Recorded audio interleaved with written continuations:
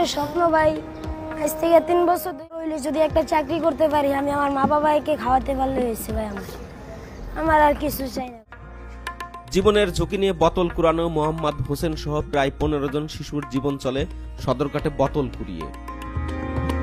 বা চাঁদপুর থেকে কোনো লঞ্চ আসবে সেই আশায় প্লাস্টিকের পণ্য খুঁজে পাওয়ার মধ্যেই প্রায় 45 জন মানুষের জীবন জীবিকা চলে সদরঘাটের গভীর পানি থেকে চুম্বক দিয়ে লোহার টুকরো খুঁজে পাওয়ার মাধ্যমে। 2 টাকা। আজকের এই ভিডিওতে বাংলাদেশের সবচেয়ে ব্যস্ততম নৌবন্দরে 2টি ভিন্ন পেশার মানুষের জীবন সংগ্রামের গল্প, যারা দুমুঠো ভাতের জন্য জীবনের মায়া ত্যাগ করে এই পথে জীবিকা নির্বাহ করছে। প্রথমে থাকছে বোতল কুড়ানো মোহাম্মদ হোসেনদের গল্প এবং শেষে থাকছে চুম্বক দিয়ে লোহার টুকরো ও পয়সা তোলা আব্দুর রহমানের গল্প।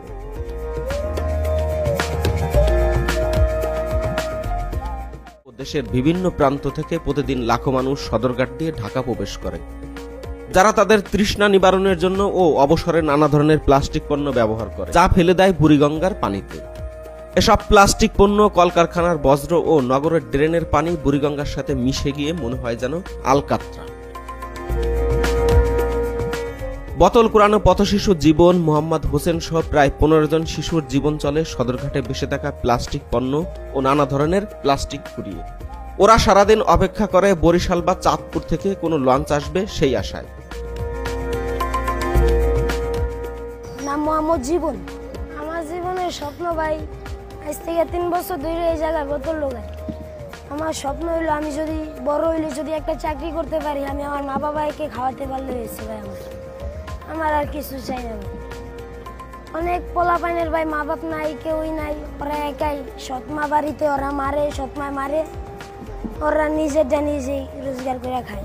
কারণ আমার মা আছে, আমি ঠিক আছে যেটুকু জমাইতে পারি ভাই, যেটুকু তৌফিকে গোলায় আমি ততটুকু আমার মার জন্য পাঠাই। বোতল কুড়ানো এই জীবনের মতো এখানকার প্রতিটি শিশুর রয়েছে আলাদা আলাদা গল্প। কেউ বা সৎ মায়ের জন্য বাড়িতে টিকতে না পেরে, আবার কেউ বা অভাবের তাড়নায় পরিবারের পাশে দাঁড়ানোর জন্যই এই পেশাকে বেছে নিয়েছে। আমরা ভাই বোতল, প্লাস্টিকের বাড়ি, তারপর বালতি, এই যে গাড়িতে পেট্রোল দেয় ওইগুলো, বোতল, অনেক রকমের ভাই ভাঙ্গারি টোয়াই, এরপরে ফোম টোগাই, 1 টাইম টোগাই। আমরা ভোর 4টার সময় ঘুম থেকে উঠা এদিকে লঞ্চ আহে, ওই লঞ্চগুলো ধরি। তারপর আবার দিনে সকাল থেকে রাত এই 9টা পর্যন্ত লঞ্চ আহে, ওইটি ধরে আমরা বোতল কাজে যাই। লঞ্চ আসলে অনেক যাত্রী আসে, বোতল আসে, আমরা ওইগুলোর অপেক্ষায় থাকি। এই বোতল কুড়ানো জীবনদের জীবন নানাভাবে শিকলে বাঁধা, কারণ ওদের কুড়ানো বোতলগুলো তার কাছেই বিক্রি করতে হয় যারা ওদেরকে নৌকা দেয়। দাদনের জালের মতো জীবনদের জীবনও আর এক দাদনে বাঁধা। তাই ওদের কখনো সুযোগও হয় না এই বোতল বাইরে কত টাকা কেজি বা কততে বিক্রি হয় এসব জানার। ভাই আল্লাহ যেদিনকে যার বিপদে ফালায় ওই সঙ্গে ফালাই। আমরা ভাই অনেক রিস্ক নেয়া, এই পল্লনে চিপাই, লঞ্চে চিপাই যে আমরা বোতল আনতে হয়। তারপর আমাদের ভাই অনেক কষ্ট হয়, অনেক সময় ব্যথাও ভাই। এই সদরঘাটে ভাই অনেক মানুষ মারা গেছে। ওই সিঁড়ি তুলেছে না, বলে গেছে একটু বড় বোতল কুড়াইতে যায় মারা গেছে।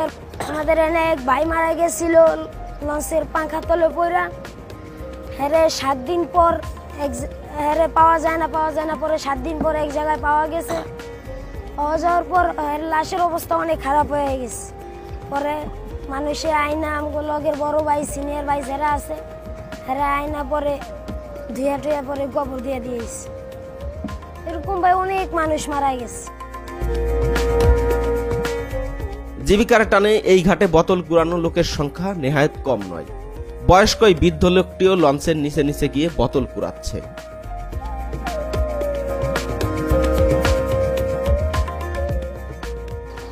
আমার ঈদ হলো, আমরা যা ব্যবসা করি, এই ঈদের সময় অনেক যাত্রী হয়, অনেক বোতল হয়। আমাদের ঈদের সময় কয়েক বেচা হয়। বেচা হলে আমরা এই বাড়িতে যাই না, ঈদ এই সদরঘাটেই করি। কি জন্য এই জায়গায় বোতল পাওয়া যায় বেশি ঈদের দিন, আমরা ওই বোতল বেচা আমাকে লাভ হয় বেশি ভাই। সেই জন্য আমরা বাড়িতে যাই না। আমরা জি, ঈদের সময় যাত্রী হলে বোতল পাওয়া যায় বেশি। খারাপ লাগে ভাই, ওরা যে পানিতে বোতল ফালায়, ময়লা ফালায়, ফালানির কারণে পানি অনেক নষ্ট হয়ে যায়, পচা যায়।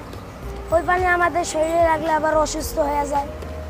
এখন ওরা যদি বোতল এক জায়গায় অথবা ময়লা এক জায়গায় রাইখা দেয়, ওইটা আমরা পুরাই আনতে পারি।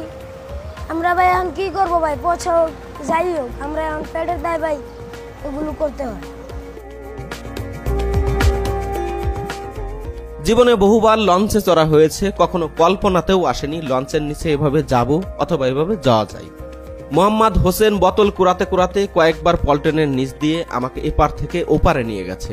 প্রতিবার প্রচন্ড পরিমাণে ভয় পেয়েছি, তবুও ভিন্ন জীবন আর পেটের জন্য মানুষ কতটা লড়াই করছে সেটা দেখানোর জন্যই এতটা ঝুঁকি নিয়েছি। আসলেই মানুষের জীবন কতটা কঠিন এখানে না আসলে জানাই হতো না। কতবার পার হয়েছি সদরঘাট দিয়ে, কখনো ছুঁয়ে দেখা হয়নি জীবনদের দুঃখ কথা। জীবনদের সাথে গল্প করে চড়ে বসলাম আব্দুর রহমান ভাইয়ের ট্রলারে। প্রতিদিন শত শত লঞ্চ এসে ভিড়ে আবার চলে যায়। লঞ্চের সাথে লঞ্চের ঘষা খাওয়া খুবই স্বাভাবিক একটি ঘটনা। আবার অনেক লঞ্চের ভিড়ে লঞ্চ নোঙ্গর করার সময় লঞ্চ প্রচন্ড পরিমাণে আঘাতপ্রাপ্ত হয়। লঞ্চ আঘাতপ্রাপ্ত হলে ও ঘষা লেগে অনেক লোহার টুকরো পানিতে খুলে পড়ে যায়। আবার অনেক সময় মরিচা লেগে নাট বল্টুও পানিতে পড়ে যায়। এসব লোহার টুকরোই ওনারা চুম্বক দিয়ে কুড়িয়ে নেন। একদিনে পাইছি আপনার 40 কেজি, 50 কেজিও পাইছি। কালকে পাইছি 11 কেজি, পরশু দিন পাইছি 20 কেজি, এরপর দিন পাইছি 18 কেজি। আপনার মালটা একটু কম। আবার আগে পাওয়া যেত মালটা, লঞ্চ চলতো বেশি, মালটা পাওয়া যেত বেশি। আল্লাহ দিলে, ইনশাল্লাহ দিলে, আলহামদুলিল্লাহ দিলে ভালোই, মোটামুটি 500 টাকা হইলেই চলে। মালটা যে সময় ধরবো, এই সময় চুমকে ধাপ করে ধরবো, থাপা দা চুমকে লাগিয়ে যাবো, এই সময় নগদ থেমে যাবো নৌকা, এবং চুম করে যাবো মানে খুঁজো। এটা হলো যে উপরে উঠায় আবার ফালাই, মানে মাটিতে মাল থাকলে উঠতে যাবো। এই জায়গাতে এক জায়গায় লোহা পাওয়া যায় না, যেমন জায়গা জায়গা আস্তে আস্তে উমে যেতে হবে, এত নামা যাবো এত মাল সোতে লগে লগে যাই, চুমুকো দৌড়া মাল দিয়ে একটা থাকলে চুমকো লগে লগে বেজায় যায়। বা এই যে লঞ্চ বাড়ি খায় ভাঙ্গা পরে, পিছে বাড়ি খাওয়া পরে টলার তারপরে তালা ফালায়, চাবি ফালায়, অনেক কিছু ফালায়, মল্লাবাদ দিয়ে ফালায়, এই লোয়া নেয় জমে, সে পকেটে টেকা পরে, কেউ পকেটে থুতে গেল পড়ে গেল গা, মানে এই টাকাটা এখানে থাকে। আপনার আঙ্গ এখান থেকে ধরতে গেলে আছে নিচে 40 জন মানুষ আছে, 30-40 জন, দাম আছে এটা 8,000 টাকা।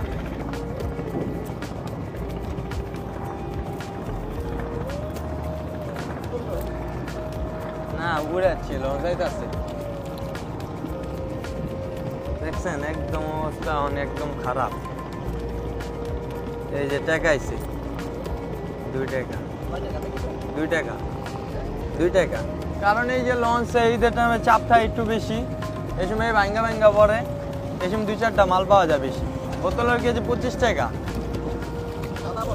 হ্যাঁ, এই সাদা নীল সাদা একই, পায়ে প্লাস্টিক, যেমন বড় বড় চেরি ভাঙ্গা, এই ভাঙ্গা, অনেক কিছু আসে, বাটি উটি এটা আসে, তারপর বালতি ভাঙ্গা, চেয়ার ভাঙ্গা, এটি অনেক সময় ফালায় নদীতে ভাঙ্গে গেলে এটি পাই।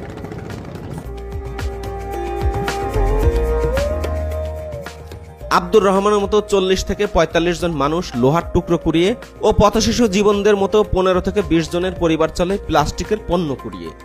মানুষকে সুস্থভাবে বাঁচতে হলে দরকার নির্মল বাতাস ও পানি।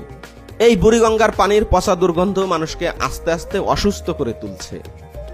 নগর পরিকল্পনা যারা করেন তাদের আরেকবার বুড়িগঙ্গা নিয়ে ভাবার সময় এসেছে। এই যে পথশিশুকে আমরা 2 পয়সার মূল্য দেই না, দেখলেই দূর দূর করি, তারাই কিন্তু এই নগরকে সুন্দর রেখেছে। না হয় প্রতি বছর কোটি কোটি টাকা দিয়ে এই বুড়িগঙ্গার নদীপথ ঠিক রাখতে হতো। আরেকটি কথা, আমরা যারা এই নগরকে এভাবে প্লাস্টিকময় করে তুলছি তাদের উচিত এই বজ্র একটি নির্দিষ্ট স্থানে ফেলা। আর যত্রতত্র প্লাস্টিক ফেললে সেটি আমাদের জন্যই বিপদ হয়ে দাঁড়াবে, আর ইতিমধ্যেই বিপদ কমও হয়নি। আজকের মতো এ পর্যন্তই। হাতে সময় থাকলে দেখতে পারেন আমার চ্যানেলে আপলোড করা পদ্মায় অক্সিজেন দিয়ে মাছ ধরার আরেকটি ভিন্ন গল্প। ভালো থাকবেন, সুস্থ থাকবেন সবাই।